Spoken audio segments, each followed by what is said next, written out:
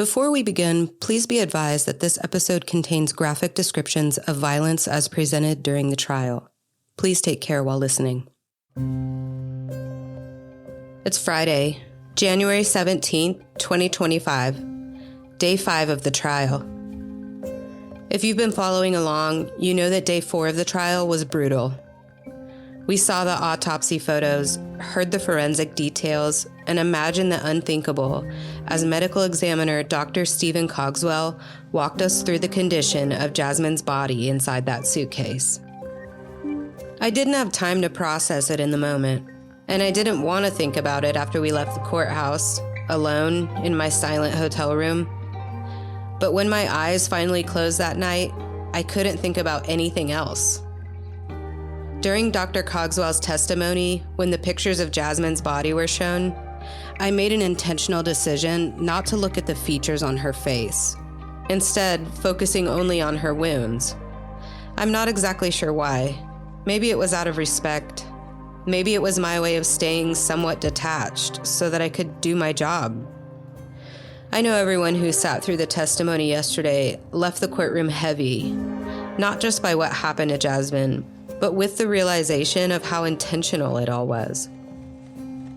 Today's details won't focus on the violence that occurred inside of Jason Chen's apartment. It's about the trail he left behind. The fingerprints, the cell phone pings, the digital breadcrumbs that tracked his every move. Each piece coming together like literal coordinates on a map, showing us not just what happened, but how. Because evidence tells its own story. And today, the evidence leading us is digital.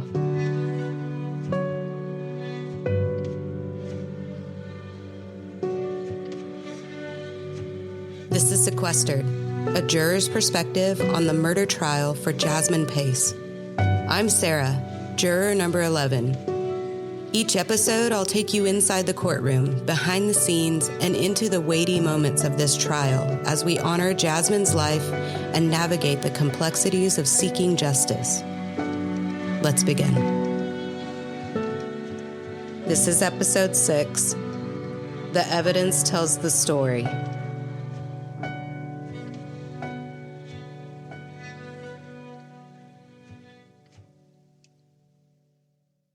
Before we get into today's testimony, I wanted to explain why I keep calling the district attorneys general. If you're not from Tennessee, it probably sounds a little strange. But here's the deal. In Tennessee, state prosecutors are officially titled District Attorney General. That's why you'll hear me say General Womp or General Moyle throughout the podcast. It's a tradition that dates back to the earliest days of Tennessee's legal system, meant to emphasize that these attorneys represent the entire state, not just a local district in criminal cases. So next time you hear me say general, think of it as shorthand for that full title, District Attorney General. All right, let's head back to the courtroom. Judge Patterson opens the morning the way he always does, reminding the jury of our responsibility. No outside research, no talking about the case, no news or social media. By now, this ritual feels familiar, almost automatic. We all nod in agreement. He then lays out our weekend schedule. It was the Friday before a holiday weekend, but no one would get that holiday weekend. Instead, court will be in session the following day, even though it's Saturday. And after a quick vote in the jury room earlier that morning, we all agreed to take Sunday off, but will return to work on Monday despite it being a national holiday, Martin Luther King Jr. Day. Another round of nods from the jury box are acknowledged, and with that, day 5 of the trial was underway. The state calls their first witness of the day, Jennifer Moody, a fingerprint technician with the Hamilton County Sheriff's Office.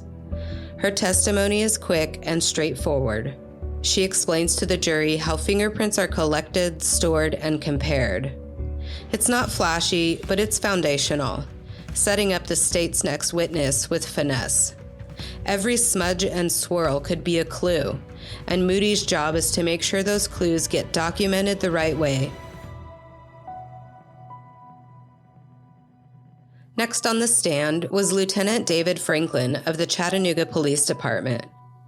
With years of experience in fingerprint analysis and comparisons, Franklin had built a reputation as a go-to expert in this field. From Franklin, we learned that fingerprints aren't just random smudges left behind on surfaces. They're made up of ridges, tiny raised lines on the surface of our skin, and those ridges form distinct patterns known as loops, arches, and whorls. Unique ridge patterns that form while we're still in utero, before we ever touch the world around us. Loops are the most common, curving back on themselves like a river bending around a rock. Arches are more rare, simple wave-like patterns that rise and fall across the fingertip. Whorls are the most intricate, spiraling circular designs, almost like tiny thumbprint hurricanes. We all know that no two fingerprints are exactly alike, not even for identical twins. And once those ridges form in utero, they stay with us for life. We also got a primer on how investigators lift prints from evidence. Sometimes they use magnetic powders, which are fine particles that cling to the natural oils left behind by our fingers. Other times they rely on a chemical process called cyanoacrylate fuming, essentially using superglue vapor to coat invisible prints, making them easier to see and photograph. It's super sciencey and a little bit of CSI magic that turns a fingerprint into evidence. And today, that evidence was about to tell us a story. Crime scene investigators submitted 4 separate fingerprint impressions to Lieutenant Franklin's unit. The first print was found on the exterior of the front passenger door of Jasmine's Chevy Equinox. At the time, I remember thinking, this could be a twist. Who did that print belong to? Someone unexpected? Someone connected to Jason? Turns out, the print matched a set of known impressions already in the system, belonging to a man named Jim Cooper. We would later learn that Jim Cooper was not only a locksmith, but also a friend of the Pace family. He's actually the one who helped tow Jasmine's car from 900 Mountain Creek Road, the spot where her family eventually found it, back to their home on the early hours of November 27th. The other 3 prints submitted, 2 of them, along with a palm print, belong to Investigator Crawford. There's a reason for that, and we'll come back to it later. But the most chilling discovery is the final fingerprint. It was found on the outside of the outermost garbage bag, the third and final bag that held Jasmine's body. And that print belonged to Jason Chen. The only examinable fingerprints found on the Toyota were from Investigator Crawford. Correct. And then the 2 prints of quality to examine from that garbage bag around the body of Jasmine Pace were made by who? Made by Jason Chen. The prints of value were made by Jason Chen. The defense tries to poke holes here. How certain can you really be? Could there have been a mistake, a smudge, a mix-up in the lab? But Franklin doesn't budge. He leans into the microphone and says clear as day, Jason Chen made this print. Here's Latricia Thomas from News Channel 9 discussing this testimony during a break in court with Chattanooga attorney Bill Speak. This particular fingerprint was made by the left middle finger or left ring finger of Jason Chen.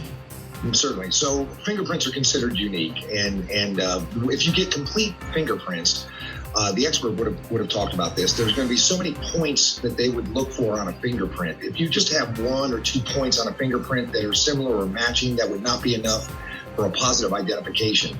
But if you get up to 11 or 12 points, at that point it becomes what we call a match, because of the uniqueness, just mathematically, of having those fingerprints match. So, there are similarities in every fingerprint, but when you look at a complete fingerprint, the number of points that are matching points is what determines the identification of the individual.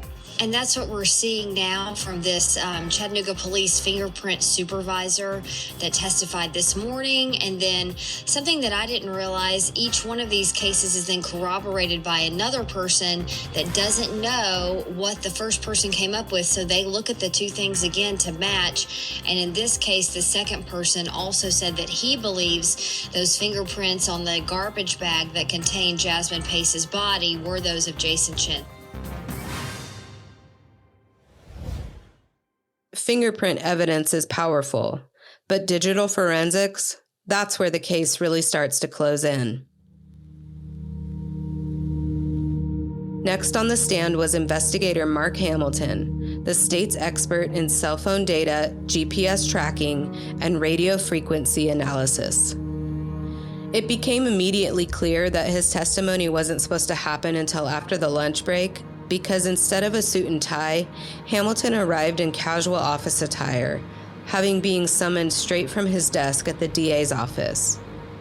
I guess we were ahead of schedule. General Wamp made a point to mention this, acknowledging his unexpected wardrobe and maybe offering him a little grace to settle in before facing the jury. But before diving into his qualifications, General Wamp addressed something important head-on. She said, "You actually work for me, don't you?" It was an intentional move designed to make sure the jury knew the facts. Hamilton works directly under District Attorney General Cody Wamp. The subtext was clear. This was not a secret, and you should know about it. But Wamp didn't just rely on their working relationship to establish his credibility. Instead, she laid out his decades-long career in digital forensics, emphasizing his deep expertise in tracking cell data, which is how signals move between towers, how GPS records a person's every step, and how, in today's world, our phones can tell a story more detailed than we ever realized. Hamilton had spent 60 to 70 hours analyzing the digital footprints of both Jasmine Pace and Jason Chen. And now he was about to take us through that timeline minute by minute. Because while people can lie, our cell phones don't. And let's start with Miss Pace's phone on 11/22/2022. This is exhibit number 1. Have you seen this exhibit before? Yes, ma'am. What does this show, to your knowledge? It is a screenshot from an app. It is on her phone. It records dates and times, start and stop. When reviewing the records to determine the location of Miss Pace's phone on the 22nd, were you able to find evidence that corroborates this trip? Yes, I was.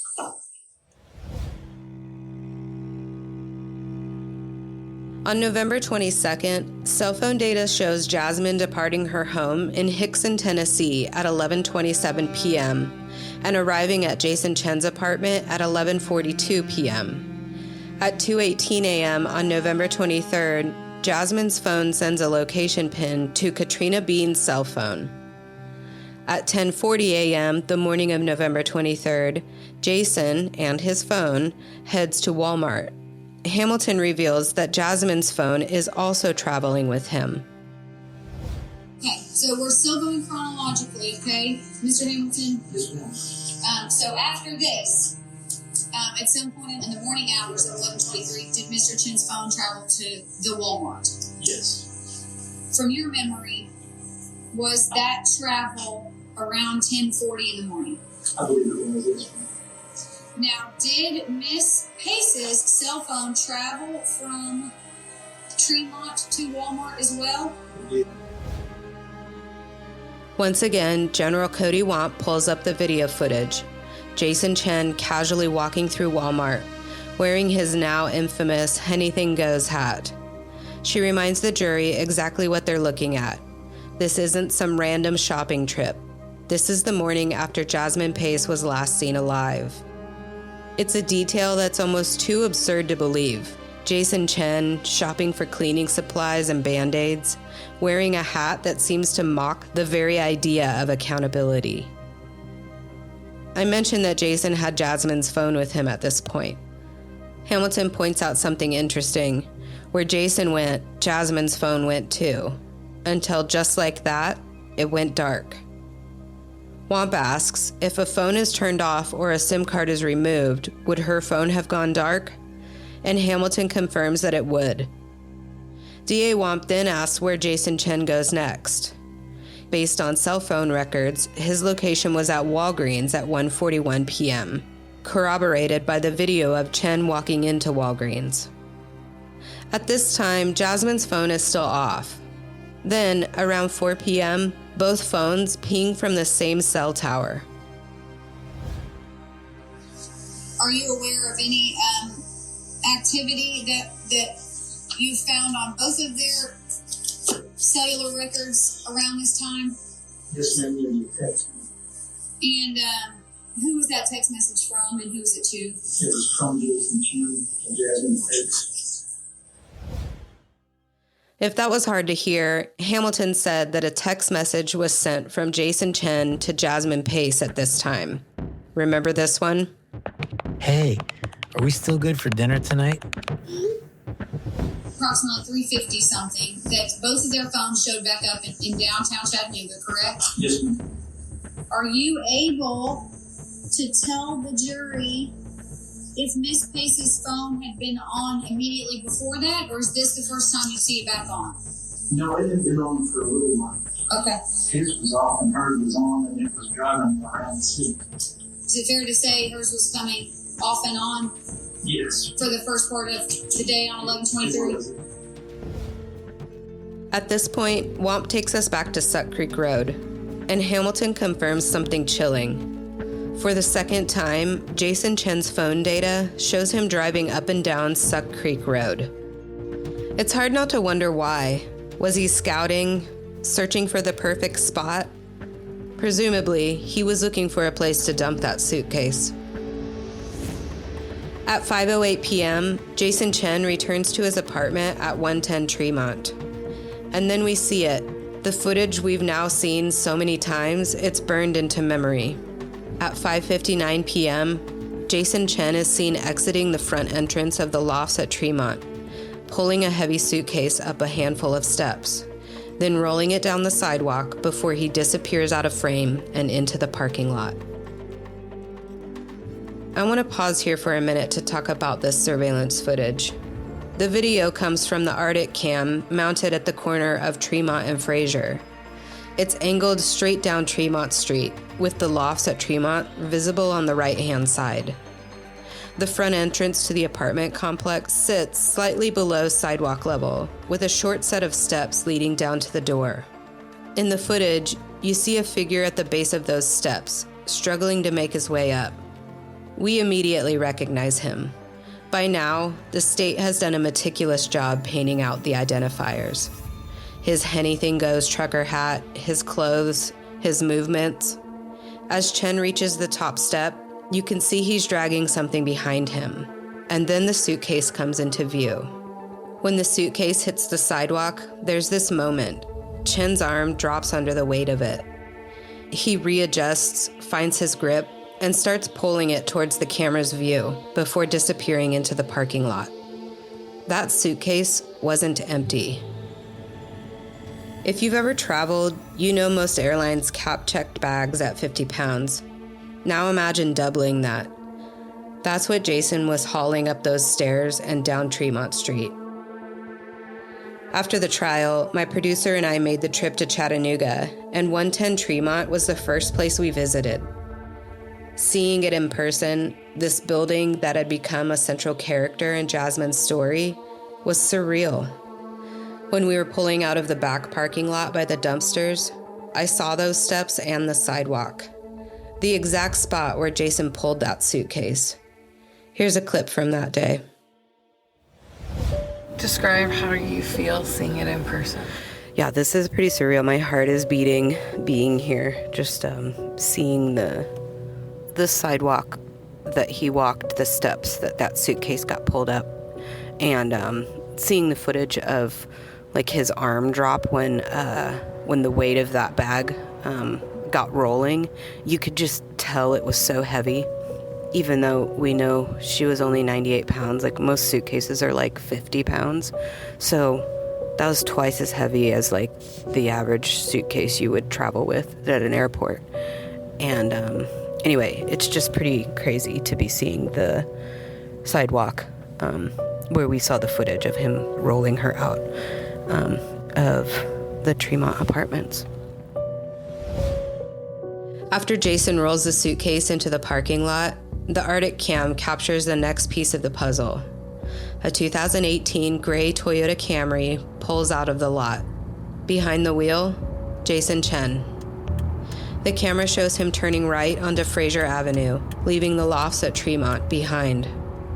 Minutes later, at 6:13 p.m., cell phone records confirm exactly where he's headed: Suck Creek Road. He waited until it was dark enough, then pulled off onto the gravel turnout. He popped the trunk, dragged the 100-pound suitcase out, then pulled it to the edge of the riverbank, shoving it as deep as he could into the dried kudzu brush, forcing it out of sight.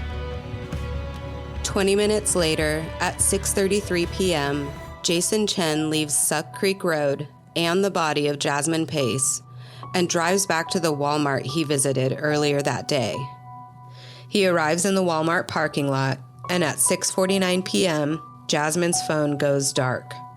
That's the last time her phone ever sends out a signal.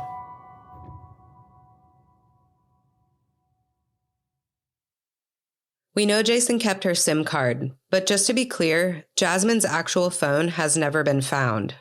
Not in his apartment, not in his car, not anywhere. As if the device that once held her messages, her photos, her entire digital life simply vanished. The courtroom audio from this part of the trial is hard to make out, but the message is crystal clear. This is where Jasmine's digital trail ends. So based on this photo, you can tell that he's actually leaving the location at the bottom. Yes, so he's at 6:33. He's headed out. Do you recall where Mr. Chen's phone goes from this location? Goes to the Walmart, and Walmart we saw earlier. This is the same Walmart that he was at earlier in the day? Yes, ma'am. That's nearby, is that correct? It is. And do you recall if there's anything significant about Mr. Chen's phone being back at the Walmart again?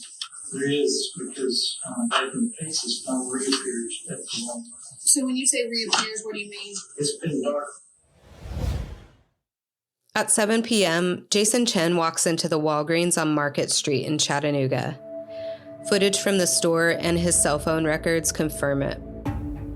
What I know now, especially after visiting these locations myself, is that this Walgreens sits directly along the route back to Jason's apartment from Suck Creek Road, where Jasmine's body had already been left behind.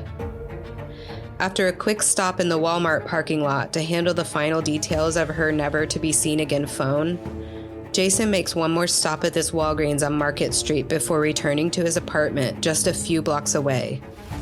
But he doesn't stay home for long. A little after 8 p.m., a neighbor's ring cam catches him slipping out the side door of the building. He's still wearing the Anything Goes hat, but this time he's added a blue face mask and pulled up the hood of his gray sweatshirt.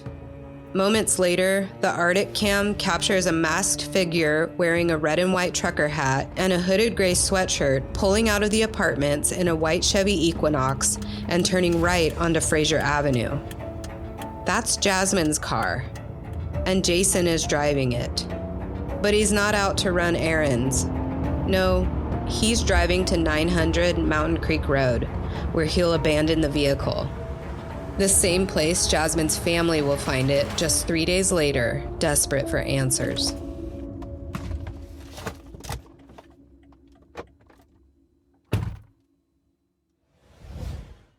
at some point, a while later, do we see Mr. Chen back at Tremont? Yes, ma'am. In your review of the evidence, were you able to see this video? Yes. Okay. Would you agree that that person appears to be leaving a building? Yes, ma'am. All right. And now we go back to phone records. Did Mr. Chen's phone indicate that he was leaving the Tremont apartments around this time? He did. around the exact same time that he is seen leaving the Tremont apartment building. Is that correct? Yes, ma'am, just a minute later. And do you recall where he went? To 900 Mountain Creek. And is there other evidence that you've reviewed that would corroborate his travel to 900 Mountain Creek Road? There is the camera that's across the street from Tremont. Remember the My Chevy app, the one Jasmine's mom used to locate her car on the night of November 26th? That app captured the final trip that Jasmine's car ever took, starting at 8:27 p.m. when Jason pulls out of his apartment complex at 110 Tremont Street, and ending just 18 minutes later at 8:45 p.m. when he parks it for the last time, abandoning the vehicle in a dark back parking lot at 900 Mountain Creek Road. Now let's listen in as General Cody Womp walks the jury through the surveillance footage. Okay, is this video taken from the Mountain Creek Road apartment buildings? It is. Does that appear to be a white SUV? Yes, ma'am. At this point in time, is Mr. Chen's cell phone location data showing that he is in or around 900 Mountain Creek Road? Yes, ma'am. And then have you also seen the next part of this video that shows what looks like or has been testified to a Prius pulling into this parking lot? Yes, ma'am. Remember the Prius captured on the surveillance video at 900 Mountain Creek Road? The one that pulls into the same parking lot Jason did after abandoning Jasmine's car? That Prius was Jason's Lyft ride, the same driver who would later drop him off back at his apartment. Detective Hamilton walks the jury through data extracted from Jason's phone, showing that the Lyft app was accessed at 8:39 p.m., just minutes after Jason left the Equinox. A notification then comes through at 8:50 p.m., likely telling him his ride was arriving. Jason's cell phone data still places him at 900 Mountain Creek Road at this time. By 9:02 p.m., Jason Chen and his phone are delivered to 110 Tremont Street. Hamilton confirms via cell phone data, while DA Womp cues up the Arctic footage capturing Jason exiting the lift outside of his apartment building. Let's listen in as she presents the moment Jason steps out of that lift. Does that person appear to have a hoodie on? They did. And at this point in time, are Mr. Chen's phone records showing that he is back at his apartment on Tremont Street? They are. All right. The next question I ask you is significant. Where was Mr. Chen's cell phone from this time on 11/23 until midday on 11/25? It was here. It was at his apartment Yes. the entire time. Yes. Didn't go anywhere. No. Would you agree that that's basically a day and a half? It is. Yes, ma'am. A quick side note here. Both the Lyft app and the Tinder app had been deleted from Jason's phone before investigators got their hands on it. But thanks to the forensic data extraction, Hamilton was still able to recover key information from both of the apps. Not long after Jason returns home that night, he makes a move that's both calculated and revealing. But why? We may never know. What we do know is this. Jason inserts his own SIM card into Jasmine's phone, activating it with his personal data and tying himself directly to her device. All right, let's step back through the timeline real quick. After Jason drops Jasmine's car off at Mountain Creek Road, he takes a Lyft home, arriving back at his apartment at exactly 9:02 p.m. on November 23rd. From this time on November 23rd until midday on November 25th, Jason Chen does not leave his apartment. Was this when he was cleaning, rearranging the furniture to cover up what happened inside of his bedroom, preparing to head home for the holiday as if nothing had happened?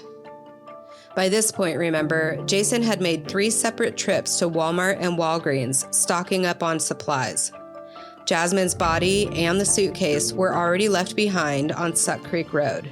And inside his apartment, we know there was blood. Almost a gallon of it, actually. For context, Thanksgiving Day was on November 24th that year. Jason didn't leave Chattanooga until Friday afternoon, finally getting into his car around 3 p.m. Eastern Time and arriving at his parents' house in Nolensville, Tennessee at 4:50 p.m. Central Time. 2 days later, on Sunday, November 27th, Jason Chen returns to the North Shore area of Chattanooga. But here's the thing, he never goes back into his apartment. Cell phone records show him stopping just west of Tremont Street near Renaissance Park, a small green space just a few blocks away from the lofts at Tremont where he lived. At this point, General Wamp makes an effort to ask Hamilton what time the Chattanooga Police Department secured Chen's apartment on this day. Hamilton confirms it happened sometime between 10 and 11 p.m. on Sunday, November 27th, after Chen's cell phone data shows he was first seen back in the area. We know from Investigator Crawford's testimony that the search warrant for Jason Chen's apartment was granted at 11:45 p.m. that same night. So what was Jason back in town for? Surely by now, Investigator Crawford had already been calling his phone. Was he curious about any activity around his apartment, checking to see if the police were already involved? Or was there something else pulling him back? Then, Hamilton reveals another twist. Jason leaves the North Shore area around 9:30 p.m., heading towards Hickson, a community just north of Chattanooga. And according to his phone records, Jason stays in the Hickson area until about 10:15 p.m. before heading back to Nolensville. So what's in Hickson? Jasmine's house. Her family's house. What in the world was Jason doing there? And more importantly, why?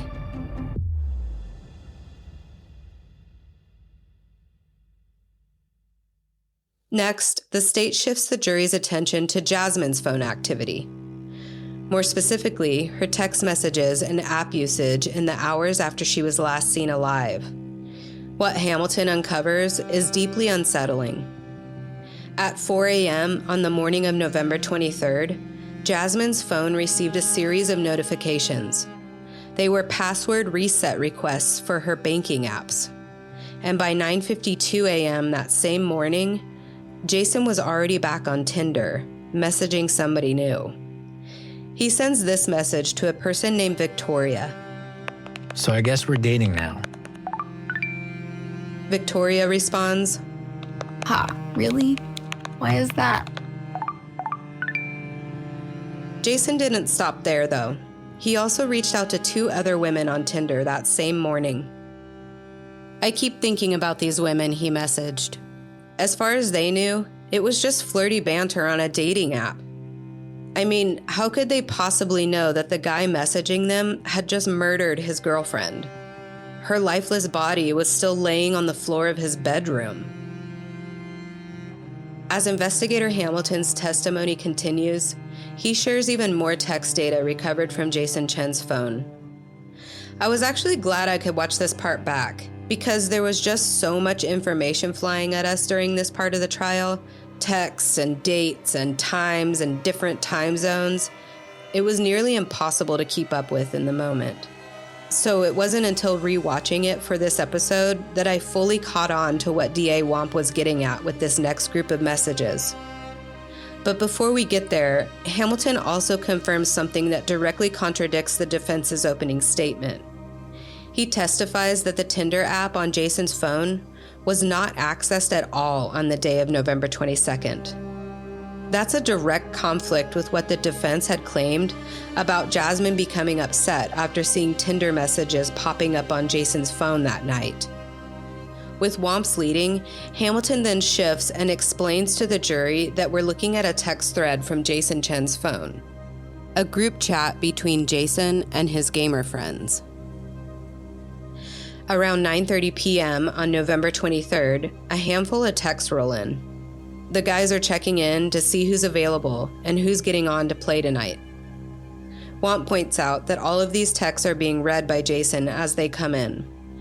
She continues scrolling down the report, showing more conversation over the next couple of hours. Just before midnight, someone named Mina writes, "You guys running more Warzone?" Then, at 1:06 a.m., now officially Thanksgiving Day, Jason chimes in. I'm getting on in like 5. You're getting on in like 5? As in, you're calm enough to sit on your couch and play video games with your buddies just 7 hours after you dumped your girlfriend's body in a suitcase by the side of the Tennessee River?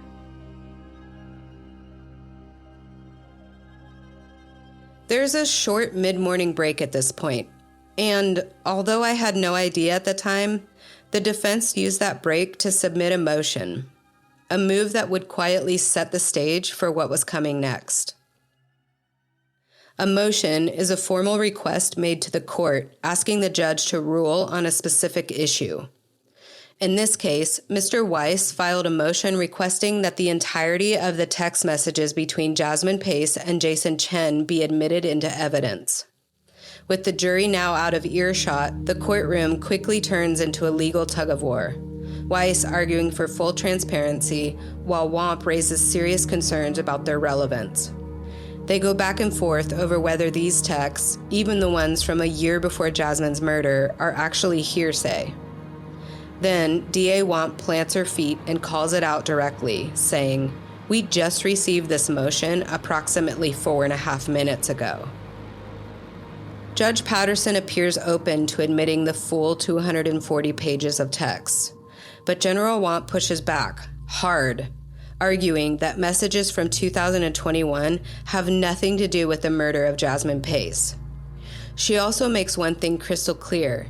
If these pages are to be submitted, any texts that are sexual in nature should be redacted before they're shown to the jury. Here's how that exchange played out right in front of the judge. Proof that the defendant and the decedent had a sexual relationship. They were dating of some kind, and that needs to be shown. The relationship between the defendant and the decedent is central to the defense's case. So we would like to have the entirety of the text messages submitted to show this relationship. Lastly, the state's opened the door. They've already had Mr. Hamilton go through the data extraction of how they obtain these messages the same way that we receive them. They've gone through the defendant's Tinder. They've gone through the defendant's iMessages. None of those messages were redacted, even though we talked about relevancy. And so all those came in. So I believe the state has opened the door to allowing these text messages to come in. If their argument is a relevancy, well, then they shouldn't have introduced the iMessages. iMessages, when the state uses them, are statements from a party opponent, a well-recognized hearsay exception. Mr. Weiss cannot use Mr. Chen's statement in court because it's not a party opponent. So that's slightly different. I do not agree that we've opened the door. However, Your Honor, if we can agree to eliminate the irrelevant text messages, and there's not many of them, but irrelevant text messages regarding sexual activity, and I've only noted 4 or 5 of them, then we'll agree to the text messages coming in. I do not believe that the text messages about sexual activity are relevant to Mr. Weiss's case or the homicide of Jasmine Pace. Okay, so we're tailoring the argument. So please show me the sexual messages that we're talking about. Because what? Your Honor, I have them noted. Your Honor, hold on to those. I'll point them out for you page by page. May I just mention that I don't intend to ask Mr. Hamilton, tell me about this sexual text message. I don't want to do that. No, he intends to tell the jury in closing argument to go back and read all the messages. That they will be in evidence and we object to them. I will go through them with Mr. Hamilton. The footage that follows this exchange is muted, but you don't need sound to pick up on what's happening. Their body language says it all. Tension, frustration, and the two sides digging in. It's clear this was important to both the prosecution and the defense, each for very different reasons. After a tense back and forth, Judge Patterson allows some of the texts in, but only if they're relevant.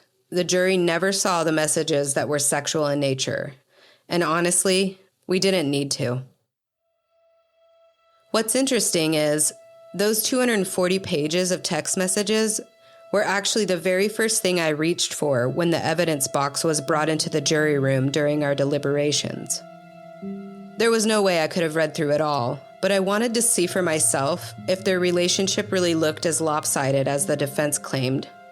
From the text I did have time to read, what I saw looked like a pretty normal relationship. When we returned from the mid-morning break, Mark Hamilton is still on the stand, this time ready for the defense's cross-examination. Defense attorney Amanda Morrison approaches the podium. This is the first time I've really mentioned her, so let me paint the picture. Dressed in a solid-colored skirt suit, Amanda Morrison carries herself with a quiet confidence. Her straight reddish-brown hair frames her face, and there's a deliberate calmness in her demeanor. Morrison starts by asking Hamilton to confirm something. Can he actually prove that Jason Chen went to his apartment when he returned to Chattanooga from Nolensville on November 27th? Hamilton answers carefully. He can place Chen in the area of his apartment based on cell phone data, but he can't say for certain whether or not Jason actually entered his apartment that day. To be honest, I wasn't actually sure why this mattered, but the defense made a point to put it on the record. Next, Judge Patterson addressed the jury directly, explaining how we're allowed to consider the text messages that were submitted, essentially saying that the texts are only to be used for the non-hearsay purpose of establishing the length of Jason and Jasmine's relationship. Morrison dives right in, suggesting that someone could have fabricated the pin screenshot sent to Jasmine's mom at 2:18 a.m. on November 23rd. She pushes Hamilton, asking if it's possible that someone could have faked that screenshot that Katrina Bean showed of the text message from Jasmine with her location pin. But Hamilton stands firm. He says it would be extremely difficult to fabricate because of the sheer amount of detail embedded in the screenshot's metadata. Eventually, Hamilton concedes that in theory, anything is possible, but in his expert opinion, the screenshot is authentic. Before Investigator Hamilton stepped down, we had a few questions of our own. One of the jurors asked if Jason's SIM card was in his phone when investigators recovered it from his parents' house. Hamilton confirmed that it was, reminding the jury that Jason had moved that same SIM card into Jasmine's phone for a period of time, but that it had been returned to his own phone by the time it was recovered for extraction. Another juror asked what would happen if text messages were deleted from Jason's phone. Would they still show up in the conversation log?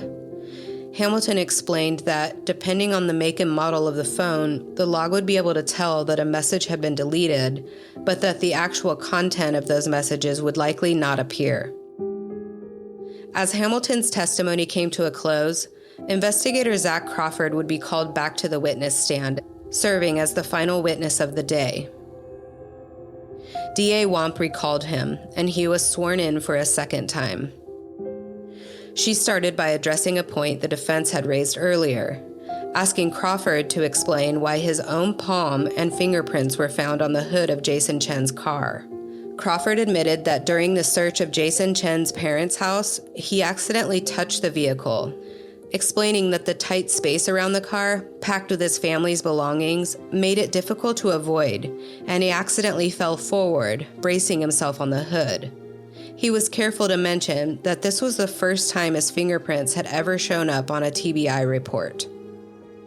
Before shifting gears, DA Womp made sure to tackle one more defense theory head-on. The suggestion that the screenshot of the location pin Jasmine sent to her mom was somehow fake. You were the investigator in November of 2022 who was investigating this case, is that correct? In November 27th, I was brought to the investigation of 2022. Were you present when Katrina Bean scrolled up in her text messages to show you that location drop? Yes, I was personally present. Actually, when she told me about the location drop, I personally requested that we observe those, at which point I actually requested a crimes investigator come out and document those photographs. And was that done? Yes. And what time was the location shared from Jasmine's phone? On her phone, it actually had her name as Jazzy with a picture. I verified, I looked at the contact itself, had her click on it, and observed it to be the phone number that we know to be the victim's. Subsequently, I looked at the content of the text message group, at which point I observed a pin drop location that was shared on November 23rd, 2022 at 2:18 a.m. 2:18 a.m. Yes, ma'am. Thank you.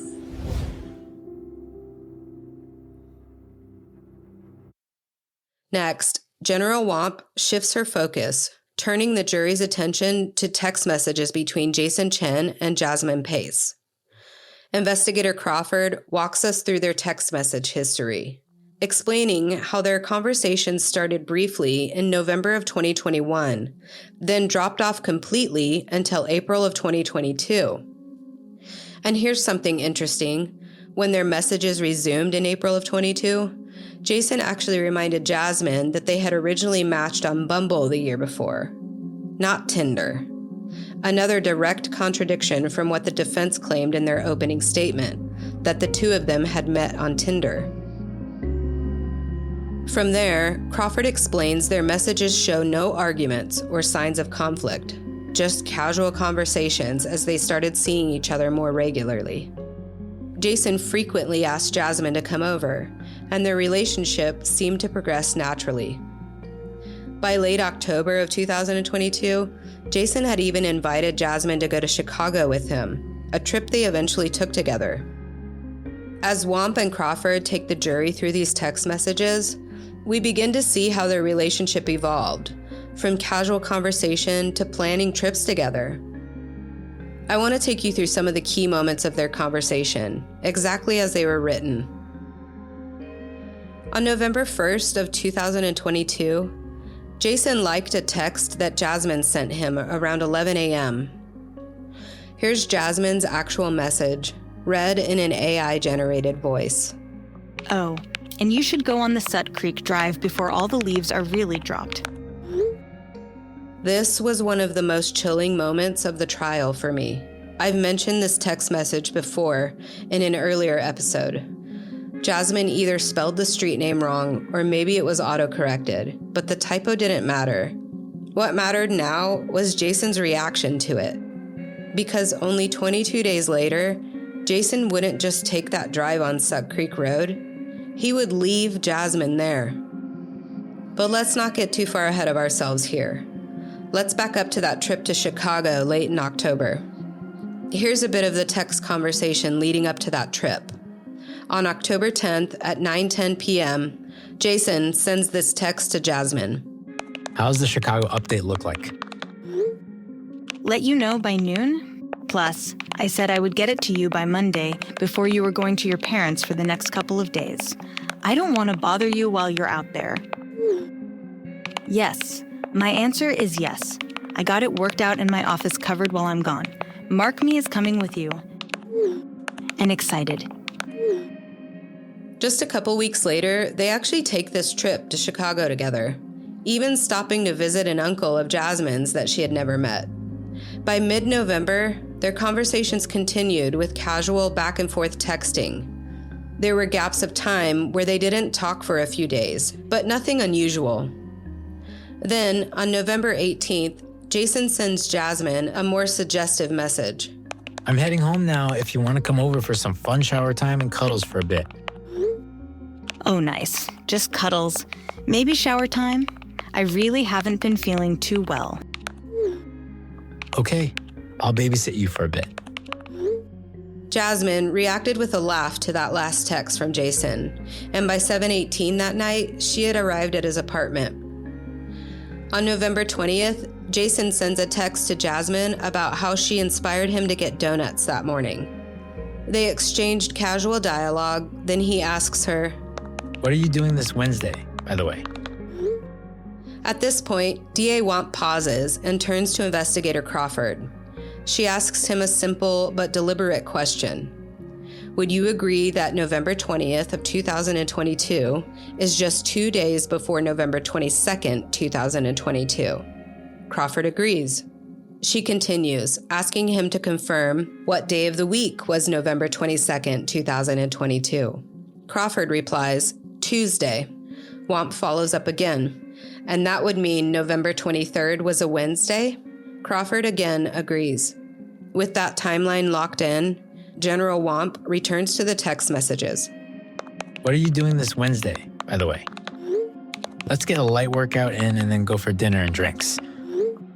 Okay, that sounds nice. Like a real date. Perfect. Anyways, I have to go to the lab to finish some work. Looking forward to Wednesday. Jasmine reacted with a heart to Jason's last text, then replied with a message telling him to have a good lab, to get his homework done, and that she was looking forward to Wednesday. These final texts show no sign of fear, hesitation, or suspicion. Jasmine was engaged in the conversation. Her words are casual, natural, and warm. The defense had tried to suggest a power imbalance, implying that one of them was more invested in the relationship than the other. But Investigator Crawford confirms there's nothing in these texts to suggest that was true. Their messages remained even in their exchange, and their back and forth tone was affectionate without coming across obsessive. And yet, just 2 days later, all of this would change. Hearing investigators walk through Jason and Jasmine's messages today hit hard. Jasmine wasn't upset. She wasn't angry. She was just living her life, making plans, sending heart emojis, and looking forward to Wednesday.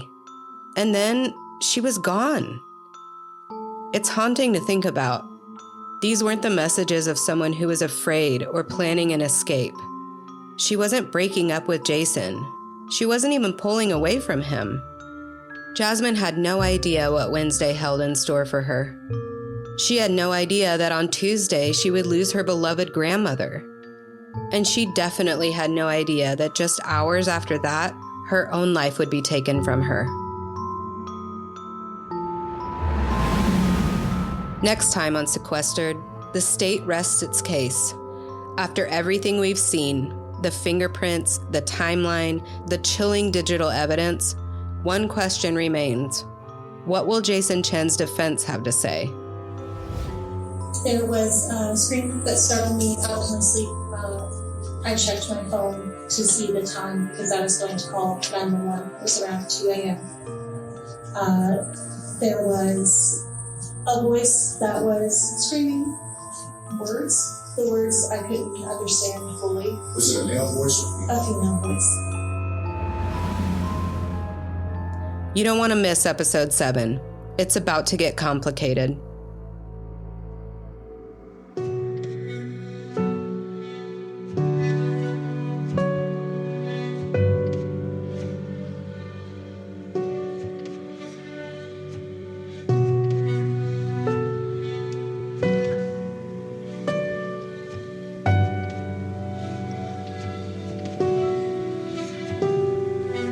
Thank you for listening to Sequestered, a juror's perspective on the murder trial for Jasmine Pace.